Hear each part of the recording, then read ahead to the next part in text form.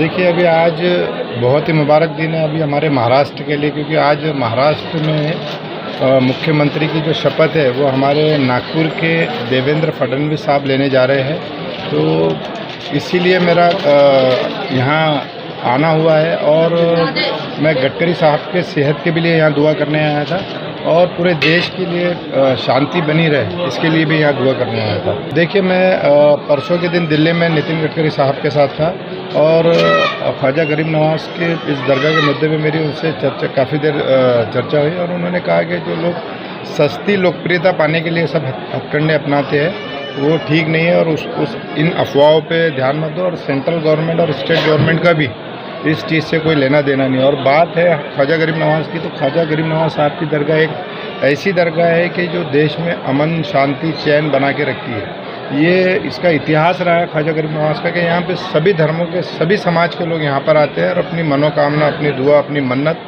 पूरी करके लेके जाते हैं। तो ये वो दर है कि यहाँ से कोई खाली नहीं गया और ऐसे दर पे लांछन लगाना है तो ये जो एकदम जो नीचे से नीचे जो लोग रहते हैं उनका काम रहता है कि उनको बड़ा कैसा बनना है, तो कहाँ उंगली उठाए कहाँ ही लगे। तो मेरी सुप्रीम कोर्ट से भी एक अपील है, मोहतबाना गुजारिश है कि ऐसे लोगों की जो केसेस है वो एक्सेप्ट ना करें और देश में अमन चैन शांति बनी रहे। अगर आप ख्वाजा गरीब नवाज के बारे में देखें तो इन्होंने हर धर्मों के लोगों को एक धागे के अंदर जैसे मोतियों को पिरो के रखते हैं वैसे पिरो के रखा है। तो ये वो दरगाह है और यहाँ से जो पूरे वर्ल्ड में, ऐसा नहीं कि ख्वाजा गरीब नवाज इंडिया के है, पूरे देश और विदेश में इनको जाना जाता है।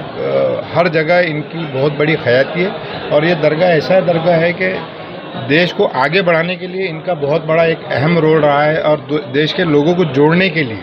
तो ये चीज़ें है, अब ये कुछ लोग हैं ऐसे के जो बदनाम करना चाहते हैं तो उन पे अफवाहों पे हमको ध्यान नहीं देना चाहिए। और मैं खासकर आज जो हमारे महाराष्ट्र के मुख्यमंत्री बनने जा रहे देवेंद्र फडणवीस साहब और गडकरी साहब के भी लिए यहाँ दुआ करने आए और देश में अमन चैन शांति सुकून बना रहे इसके लिए भी दुआ करने आए हैं। आपका नाम और पद बताइए। मेरा नाम प्यारे जिया खान है। मैं महाराष्ट्र अल्पसंख्यक आयोग का चेयरमैन भी और नागपुर में स्थित एक दरगाह हज़रत बाबा ताजुद्दीन ट्रस्ट उसका भी मैं चेयरमैन हूँ। और मैं आपको बताता चलूँ कि हज़रत बाबा ताजुद्दीन ट्रस्ट की दरगाह को श्री देवेंद्र फडणवीस के माध्यम से 132 करोड़ रुपए का जो फंड मिला है तो वो बीजेपी गवर्नमेंट ने ही दिया है। अगर वो लोग दरगाह के खिलाफ रहते तो इतना बड़ा फंड नागपुर की दरगाह के लिए नहीं देते। लोग उनको बदनाम करने की साजिश है और ये जो लोग बदनाम करने जा रहे हैं वो पूरी बीजेपी को भी बदनाम कर रहे हैं। सर, अजमेर दरगाह के लिए भी आप फंड की कोशिश करें, क्या लगता है आपको आगामी उर्स है ख्वाजा साहब के उर्स आने वाले? देखिए, यहाँ की सरकार से मैंने इससे पहले भी अफशान भाई और यहाँ के जो भी